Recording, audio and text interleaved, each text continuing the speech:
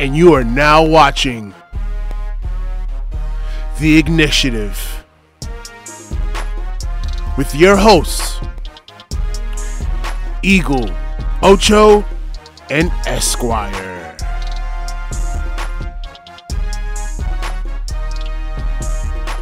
Yo, what's up, everyone? Your boy, the Eagle. Welcome back to another episode of The Initiative. Ocho couldn't be with us today, but we have a super special guest. Introduce yourself. Hey everyone, it's Jessica the Esquire Johnson. All right, today we're going to be talking about the injustice within our justice system. We have our guest today. I'm going to let y'all introduce yourselves real quick. What's up, everybody? My name is Lateef Sanders. I'm a student here at Brooklyn College, majoring in Children and Youth Studies. But actually, I'm in my last semester, so congratulations. There we go. All right, so thanks for having me there. My name is Alayemi Olurin. You can call me Olay. I'm a public defender with the Legal Aid Society in Queens. Nice. Good afternoon. My name is Babatunde Akwe. I'm a practicing attorney, adjunct professor, and community resident. How y'all doing?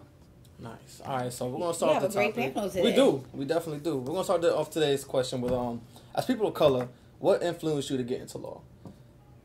Can we take it first? As a child growing up in Crown Heights, I was heavily influenced by the law.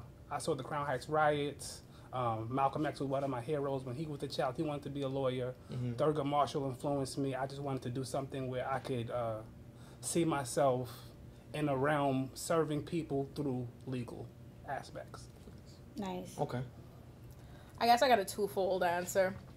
I always wanted to be a lawyer since I was a little kid. I was one of those. But in college, the reason I really wanted to do law was I just think the law is one of those things that people don't really like to discuss. They kind of look at it as like it's outside of society. It's something they don't want to deal with. It doesn't affect their everyday. But in actuality, the law controls and dictates everything around you. Whether they have windows in this room is because there's a regulation that says so. When you cross the street, it's because there's a regulation that says so.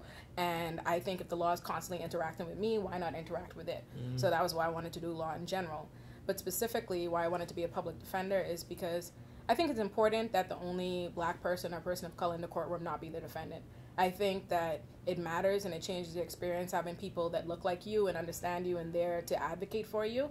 And I think the most dehumanizing thing about the criminal justice system or most important thing to me is something that we can affect in a small way but a serious way is the experience. When people are criminalized and they're dehumanized, that affects them. They go into society with that experience. Their families know that experience. That becomes normal. And when you criminalize and dehumanize a set of people, that will affect them in the community at large. And I think for me, in the court, when I meet my clients, something bad has already happened to them once they meet me. They've already been arrested. They're already being accused of something. Their life is already in flux. They're feeling a lot of different things. And they're in a courtroom where they don't speak the language. Everybody around them is making decisions and speaking in a language they don't get it. They have to be quiet. Usually their hands are shackled behind their back. It's a prosecutor, it's a judge, it's a lawyer, and it's all these people speaking and they don't get to advocate for themselves. So if when I meet them, I could let them know they have a voice, I'm going to try and give them a name, make them a human, and recount their experience as best as they tell me. I think that affects them going forward and makes it better for the community and generations. Yeah, I love hearing that because as someone who has the goal of becoming an attorney, like I resonate with what you're saying because I've been in a situation where I had someone that I loved who had a similar situation where it's like they had no one to advocate for them. And initially, the first attorney that we paid for was just like, so you're guilty, tell me the story, let's figure out like what plea deal we can get. Off the bat. There was no conversation. You didn't get to know this person as a person. You saw them as what you thought they were. Yeah. And made your own assumption. And I do think that there's a big issue with the fact that only 5% of attorneys in the United States are people of color. Right. But we make up the vast majority of the criminal justice system. Wow. Right. I didn't know that. Yeah, it's really a mind-boggling statistic. When I first started delving into wanting to become an attorney, I started looking at those numbers and it's like, it's heartbreaking. Yeah. Because we are incarcerated 10 times more. And it makes a difference when clients, I've seen grandmothers and mothers and parents get so excited when they see me as the attorney, or they hear something positive like, you made my son feel better, or whatever it is you said. Like, minor things. A lot of the clients that love me the most aren't the ones like I took their case to trial or anything. It was just like I was really nice to them. I talked to their parents, you know what I mean? I made a bail fund application. I did something that let them know that you care. It's the same way you said there you had that negative experience because it immediately seemed like they assumed the guilt. They went to a plea deal. And I was saying earlier, when we weren't on camera, a lot of things that make a difference is when I meet my clients, the first thing I say is, I'll tell you what they said happened and you tell me what really happened. Like, so out the gate, when we go into that interview, they already know, like, I'm on their side. Like, I already believe your story. You're the person I'm advocating for. And that makes such a big difference. Like, I've told friends, like, clients already come in feeling distrusting. So far, everybody they've talked to up at this point has led to them being arrested. Why should they feel this, like, trusting feeling for you? You know what I mean? You're an arm of the state as far as they're concerned. So establishing that rapport and letting them know, like, no, like, I'm here, I got you, I understand you, I'm, like, advocating for you makes a big difference. Ooh, this got heavy really quickly. I have a question. What was that path like for you, or like currently for you, and for you to on your path to getting your career, right? How was it? And how is it going for you right now? Well, if we're gonna start from where I'm at, it's rough. It's rough. I get a lot of people who are naysayers who are like discouraging me from sitting where you're sitting.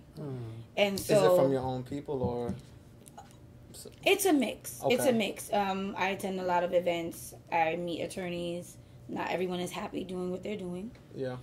So you will have the people that's like, you want to go to law school? Don't do that. Do anything like that. Yeah. But then I meet other people who are in the system, who've been in the system, like, that actually know, like, no, we need more people like you that want to actually do this. Yeah. So it's like, I want to be able to sit in your space one day and be able to say, no, I made someone feel human. Like, they know that they have someone that even if they were wrong in what they did, that the process will still be fair. Because I think that's also the other issue where it's like you have more black and brown people who are doing longer periods of time in jail for the same crime that someone who's white is doing time for.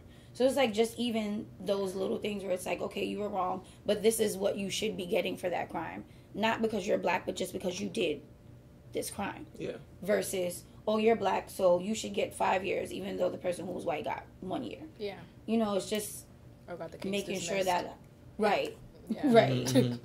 Yeah. Okay. I really want to just take a step back and kind of frame the narrative about law school, the process, and various career paths, because everybody who practices is not in criminal defense or in prosecution. There are various fields, there are various avenues. We may be only a small part of the bench and the bar, but there are various careers, and you can be successful. You can do anything. In-house, you can work for a corporation, you can work for a private firm. I've done so many different things. I've worked at the UN. I was a court attorney for a judge. I've worked in government. I've worked in city council. There are various paths, and you can be successful from where you're standing and go anywhere. So I don't want you to have a narrative of that, okay, you know what, there's only this kind of law, there's only this kind of path. Right. You can teach. I adjunct on the side. There are so many different things that you can do. Don't frame it and say, okay, a system is set up. You can maneuver through this system and win in this system, period. I appreciate hearing that. Well, my experience has been, well, it's complicated, right? It was incredibly difficult for reasons, but I was also incredibly privileged. Like, I'm from the Bahamas. I'm a Bahamian immigrant.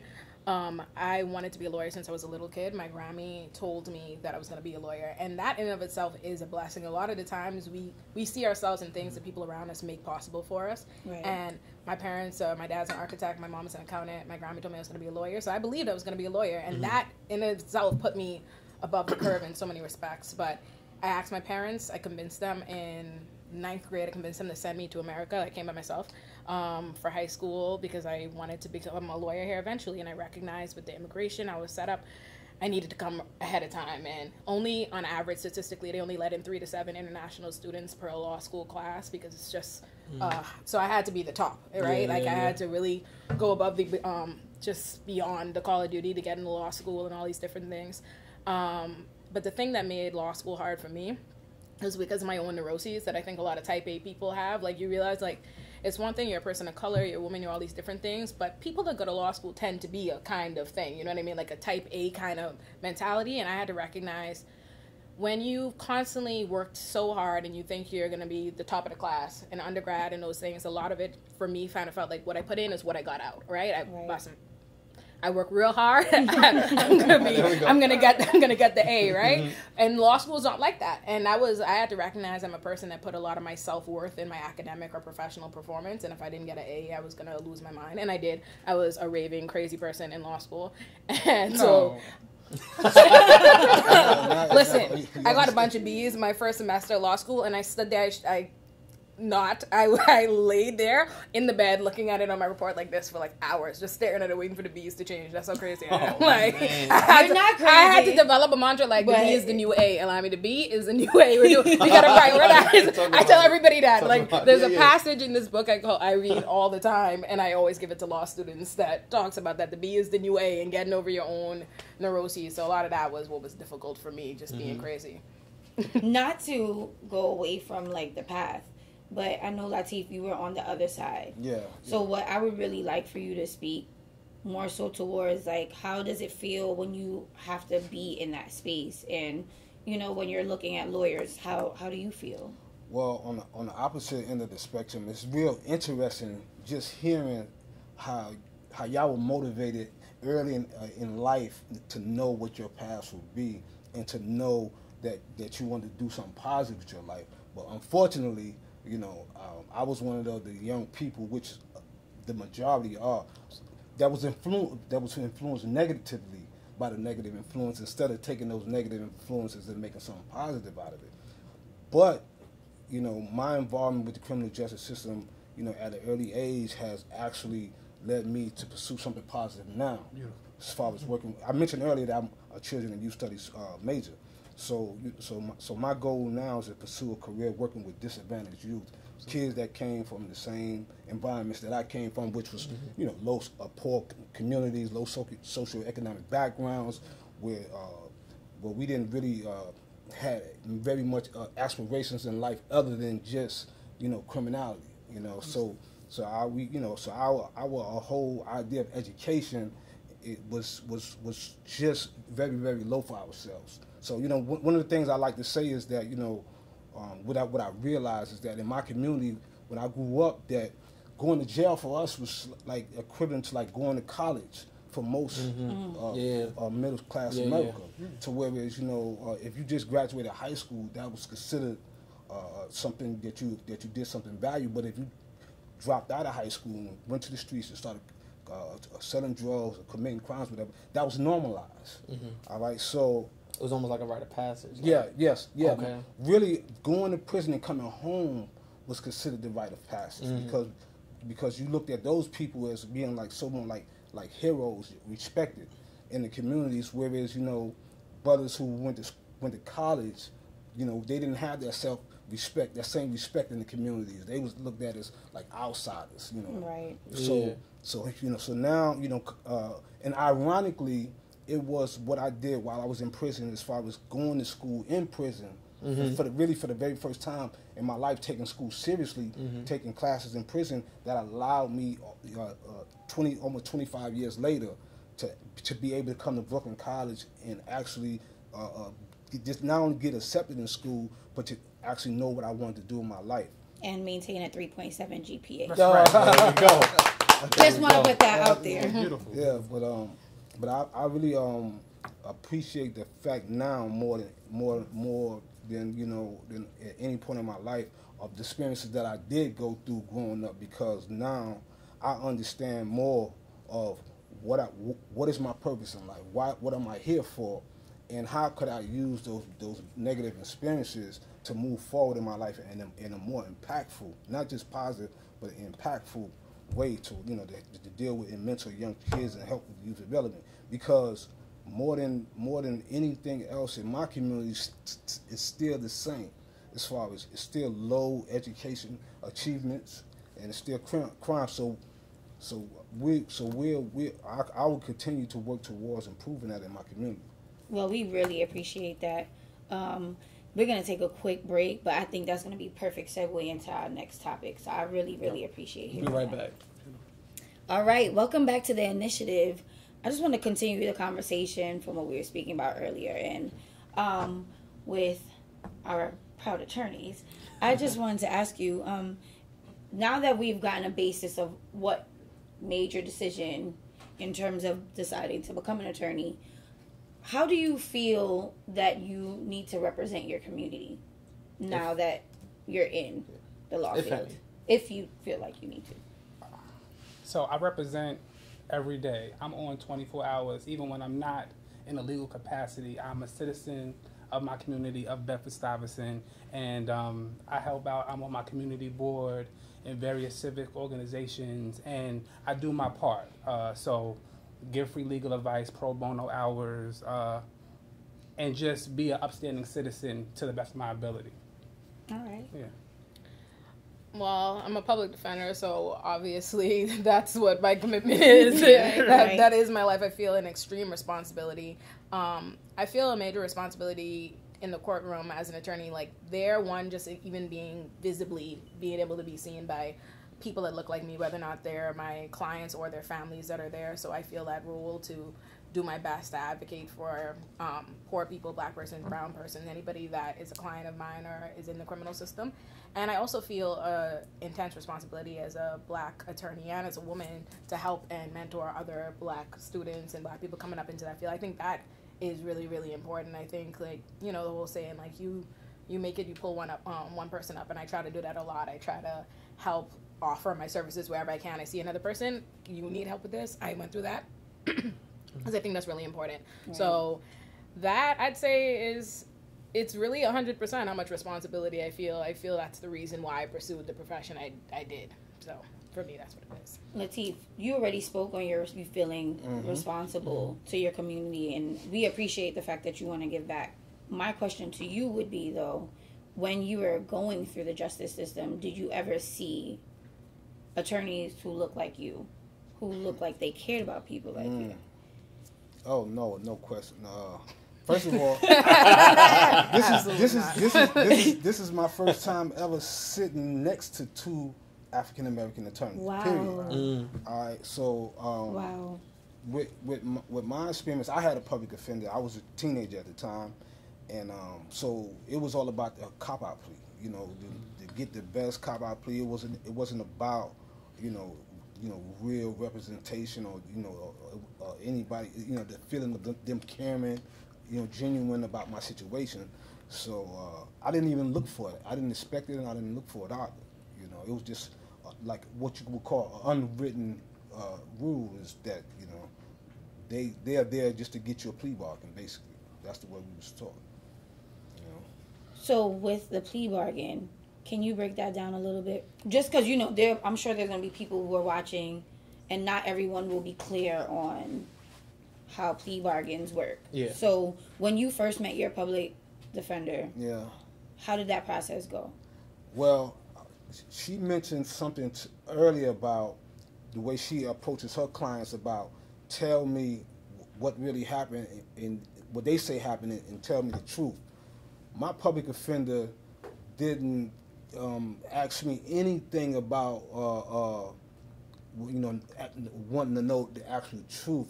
What my public offender really wanted to know more than anything else was I'm talking about initially, would you be willing to take a life sentence because I was charged with a violent offense? Sheesh. So Lord.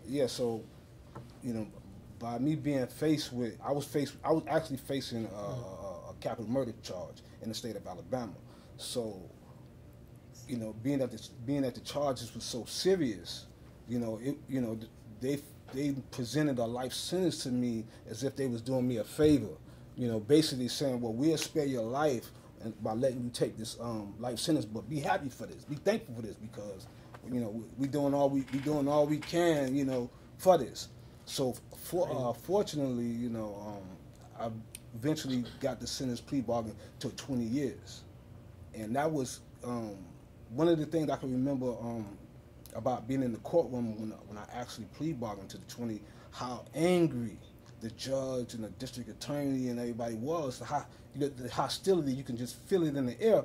And in my mind, I was like, but y'all brought the plea bargain to me. Why are y'all so upset that I took the plea bargain? But it wasn't until years later that I fully understood when I was going up to, front of parole board hearings. Not me personally, but my family was going up in front of the parole board hearings. And one of the things that the parole board would always tell my family was, he wasn't never supposed to have a 20-year sentence for his charge in the first place. Right. So, they understood the system, to this extent that they felt like, well, any young black male that even accused of committing certain offenses, you are supposed to be do a certain amount of time. You're not supposed to be able to have a second chance at life.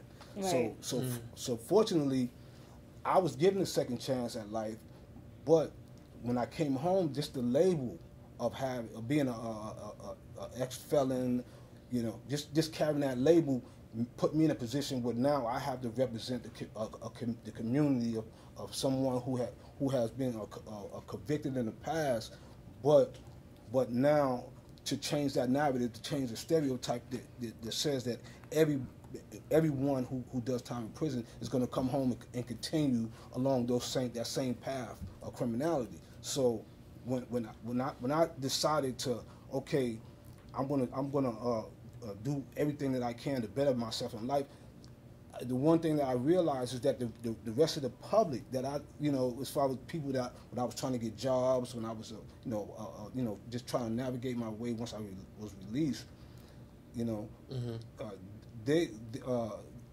I felt that's when I really felt the impact of, just because you decide to change your life, it doesn't make everything right. Just because you decide to do right, it doesn't make everything right, because society has been so stigmatized to believe that once a person has went to prison, that's the type of person that they will be for the rest of their life. So that's the thing that I had to navigate, to understand that people are always gonna look at you a certain way once they know that you have a criminal background, unless they are educated to meeting people who have turned their lives around. Because if all they hear is negativity coming from the media and the way they portray ex-felons, is that I felt like, okay, now it was more of a responsibility on me to not only walk a certain walk in life, but to actually make other people aware of this is somebody who is trying to change his life and do the right thing, and it can happen. Yeah. It is possible. So that's you're living proof of that. Yeah, and that sounds like a major challenge for you. And no question. Honestly, I want to bring it back to you guys as well. Like, what are some of the challenges that you faced in the legal system? I want to state this, because often we talk about this in terms of like people rehabilitating and coming around and trying to do better and a lot of this. But my problem with that narrative tends to be is it places the blame on the defendants or the people in the first place, and that's not where I feel like it should lie. Like, we often look at, did they rehabilitate, or were they able to turn their lives around? But a lot of the time, it's not that these people themselves were ever the problem or needed rehabilitation. It's people, whatever. It's easy for, especially like judges and lawyers and prosecutors, whatever, some of the most privileged people ever, like the positions that we're in, to feel like, these people, they need to get on the right track or do better or get on all this. But they're coming from situations and stuff that we know nothing about. Like, it's easy for me to be like, I don't steal, or I wouldn't steal when I've never had to steal. I have parents, they're going to pay for this for me, or if I was really ass out, my friends would help or something. I've never been in that position, a lot of the time. Like, if someone jumps the turnstile, and they, like, that sounds ridiculous. You don't have money for $2.75, you don't have it to get in the train station, and then you're going to arrest somebody and have them facing a misdemeanor that's actually punishable by up to a year in prison, or slam them with a fine at best. They take a plea, but then you slam them with a fine. They can't pay. They couldn't pay $2.75. And then once that starts, once you're in the system, now it's one thing you took a plea for. Now, the moment you have something, whatever the attorneys that get you or the prosecutors just feel like, okay, they could get another thing. They have a rap sheet, and the next thing you know, you have 1 million convictions or whatever on the rap sheet, and now you're this person, or you're this criminal, you have this background. But it's not that the people themselves are ever the problem. What do you do when you have nothing else, and society wants to put all the money into incarcerating you and imprisoning you and arresting you, but they don't want to put anything into the infrastructure, the communities you live in, the schools you live in, you know what I mean? The fact that you don't have it. Like, I don't feel like it's fair to look at people that had no other choice or no means or in circumstances we've never been in and feel like they need to turn their life around or they need to be better or do something. Like, that's amazing when you can and you find a way to, like, rise yourself out of a system that was designed for you to fail, you know what I mean? But you should never have to feel like it was you that was, you know what I mean, the problem in the first place, you know? Right. So that was just something I felt like I really wanted to state. What was your name? I mean, for me, I look at everything on a case-by-case basis because it's all about time and temperature, and every situation is different. So right. I can look at one particular situation and give value to it without looking at it in a full context. So when you talk about challenges for me as an attorney in this system, there are challenges. But there are challenges in every profession. So right. I appreciate everybody's experience, but I don't want to muddy the waters and take something in one situation and place it in another, because things go in particular buckets. A violation is a violation, a crime is a crime, a misdemeanor is a misdemeanor, and a felony is a felony. Mm-hmm. And we should treat them accordingly and handle them as such, because there is no one blanket rule. Things aren't black and white, and we have to deal with that. So there are challenges in the profession. There are challenges as a black attorney in the profession. And you have to meet these challenges, face these challenges, and overcome. Me personally, it wasn't easy for me to go to law school. It was a challenge to go to law school. It was a challenge to excel in law school. It is a challenge to excel in my career. But all of these challenges can be met, and you can do it. So that narrative, I don't want to even take it there. Understood. So bringing it back to the question of representing your community, do you guys feel like your colleagues of color do enough to represent their communities? That question, yes. Yeah. Because when you look at the sum total of attorneys of color, when you look at the Metropolitan Black Bar Association, the Nigerian Bar Association, the Haitian Bar Association, all these different affinity groups that come together and do so much programming with so little people. Nice. And service on a local scale, so many different things. And then you have other states, other jurisdictions. Mm-hmm. Now, when you think about civil rights, the backbone of civil rights, what based on what? Black attorneys. Mm-hmm. Whole systems, whole structural movements have been based on things that we have done. We have done enough, and we've laid the blueprint and the framework where other people all over the world, all other movements have followed us. Our method of thinking, how we break down legal cases. Charles Hamilton Houston, Thurgood Marshall. Nice. NAACP. Mm-hmm. Let them know. In the building. Sorry, I'm the vice president of NAACP here, so you absolutely. Yeah. So I'm a proud member. So when you look at all of these different movements, we are continuing to do the work, and we will continue to do the work. Every single political action movement, we're at the forefront. Black women are at the forefront. There we go. No question. Yeah. Well, on that note, I just want to take a quick break because I'm loving this conversation, and I hope you guys stay tuned for more. All right, guys, we're back. So before I go on to the next question, something you wanted to pick up on? Yeah, you'd asked, do you feel like your black colleagues or your colleagues of color do enough? And I wanted to say, I try not to get in the business of telling black people what to do or whether or not they're doing enough, just because I feel like that's something. If you're black, the one thing every black person has in common is exhaustion. The black experience is exhausting, and you don't get any days off. You cannot take it off. It's every day, all day. The moment you wake up and you leave your house, you're confronted with a bunch of foolishness. just whether it be microaggressions, overt, whatever, being Black is a part of your day. You never get to take something off. And I think that is an incredible burden you've experienced, like being a Black person and feeling that kinship to other Black people and wanting to help and doing everything. And as a Black person, you're always feeling for Black people, feeling for the Black community, doing as much as you can. And I feel like taking the added steps of having a profession that's about that, or you're committed to that as a public defender or whatever have you, you know what I mean, you're working in some way to help your community.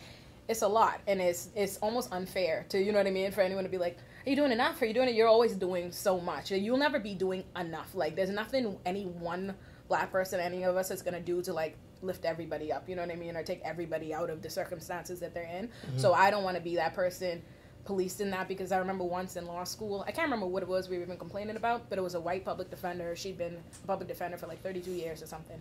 And I was telling her something about, like, something on behalf of, like, the Black person in the room. And I remember saying to me, like, she felt like I was complaining or something about it. And she goes, well, what are you going to do? What are you going to do about it? And I'm like, ma'am, I was just explaining something.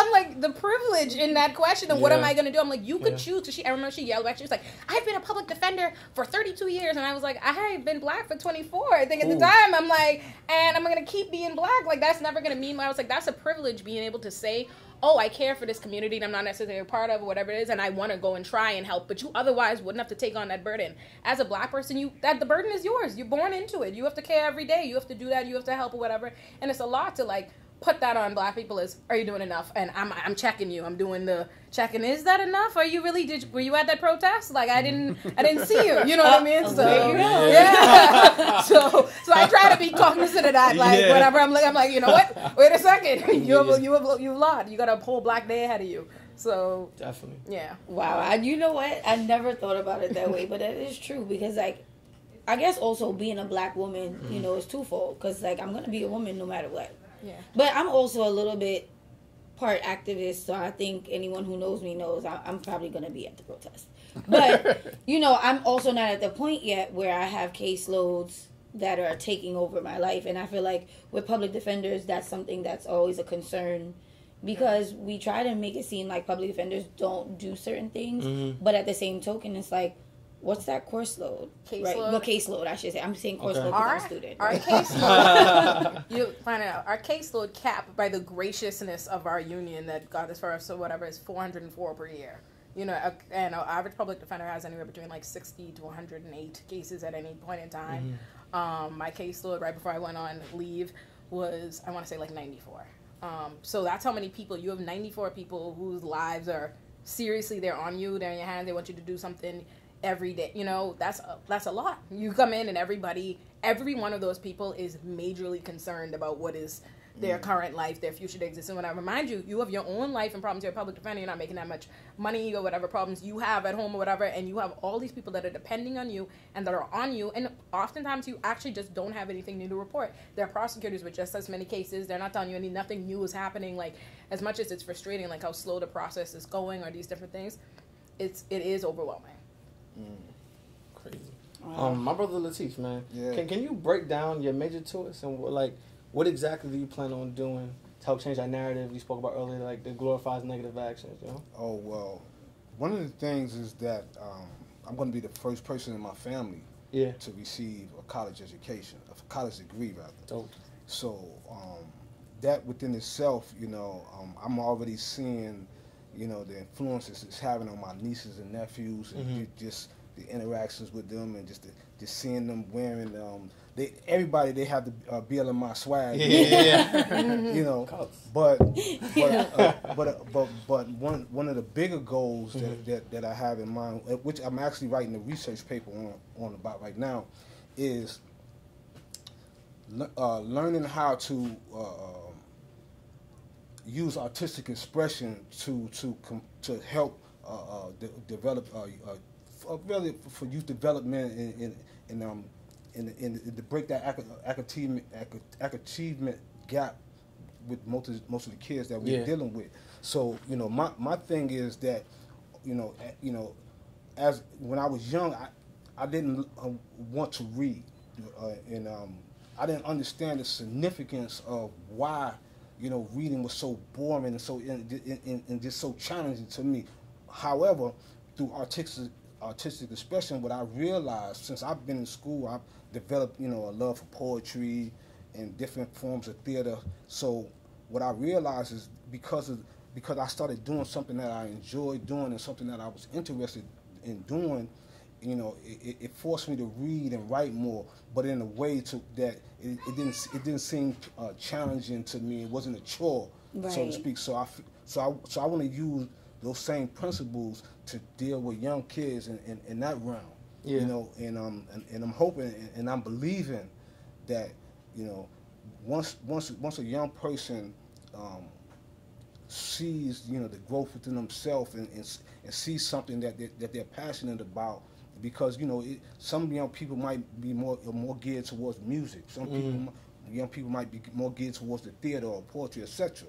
However, until they start tapping into those different sources, they never really would know the potential that they have inside them. Just like me, I never would have known that I had a potential to write poetry and just have a love of reading until I came to school. So that's one of the things in my community, and plus I live, my community is right by the ocean, right by the beach. So I feel like that's like the perfect location to start some type of a theater program, artistic development program, where the kids could perform right there, because it's a stage and everything right there by the ocean. So that's my goal that I'm praying and I'm believing that that's going to be the impact I leave in my community. Oh man, I think that would actually be some great advice for other people who are looking to do what you're doing, because I feel like you need to know what interests you to know how you can impact your education and going further in life. So with that, what do you guys feel that advice you would just give people of color or students in regards to the justice system and just being able to further themselves in life?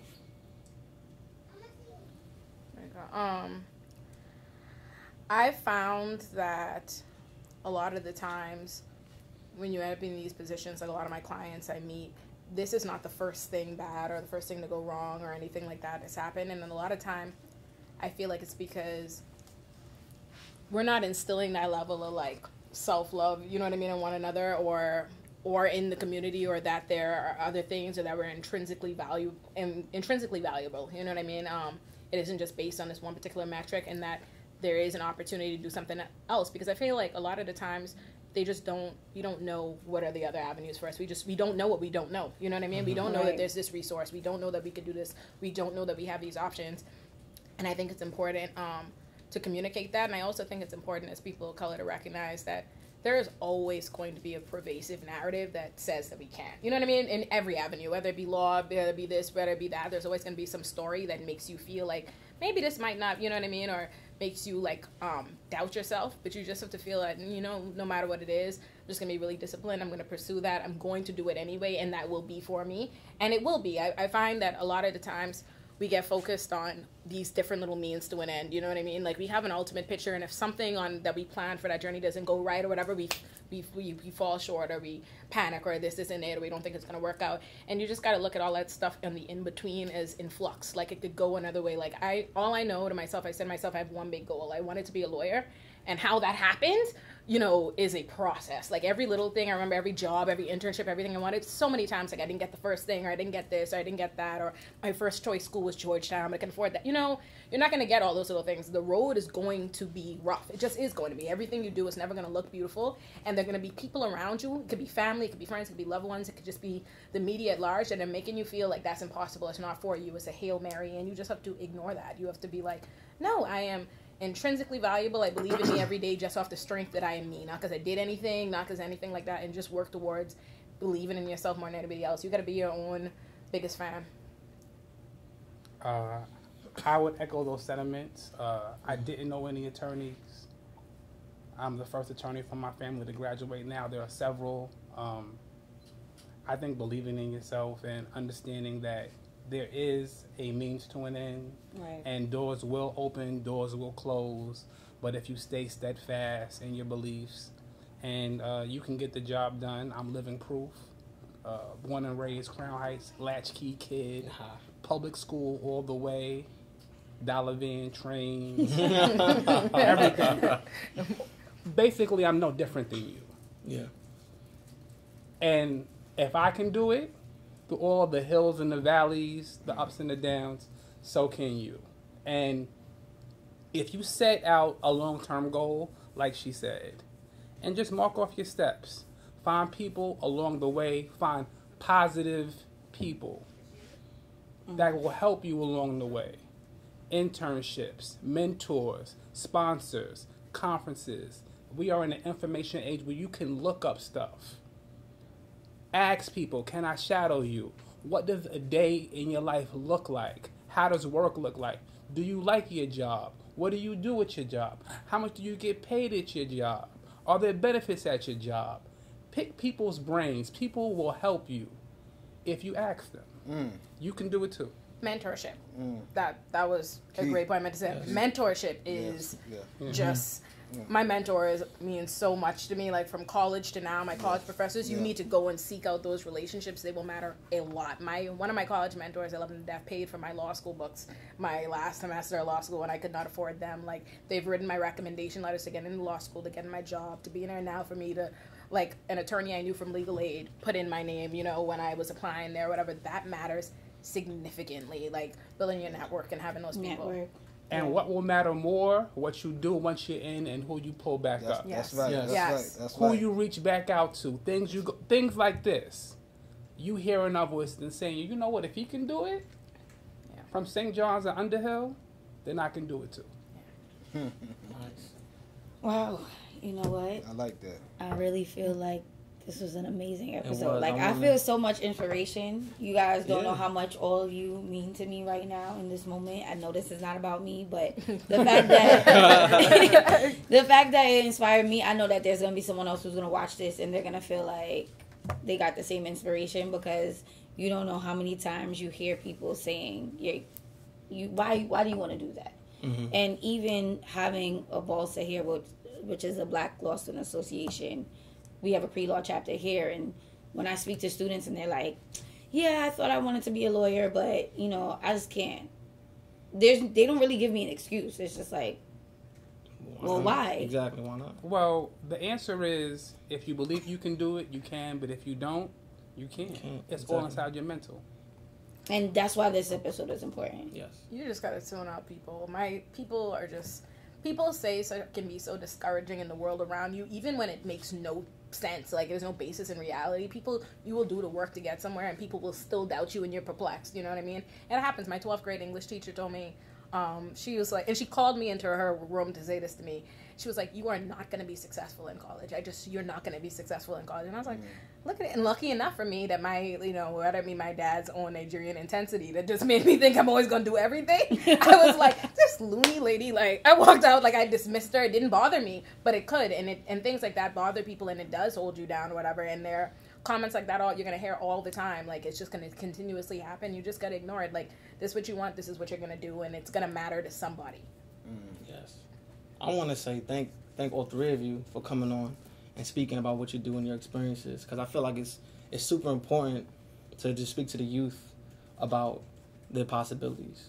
You know, because I want to say, I believe that the youth, their biggest problem is some of them don't know. Right. And a lot of them don't even know what to ask. Right. So platforms like this, where you guys come on and speak about your experiences, is amazing. And it's great because then they get to learn from it. When next time they see an attorney or someone, any job field that they want, they know what to ask or how to approach it and who to ask a shadow, stuff like that, so they can get their feet wet. And it's amazing, you know, and I love you guys for coming on, seriously. Thank you for having us. Well, that's all the time that we have for today. Yes, thank you for being our special guest today, co-host. You know, Jessica the Esquire Johnson, at Journey to Black and Barred. Follow me on Instagram. Yes, we're going to leave everybody's handle on the description below. Make sure you tune in for next week's episode. Thanks.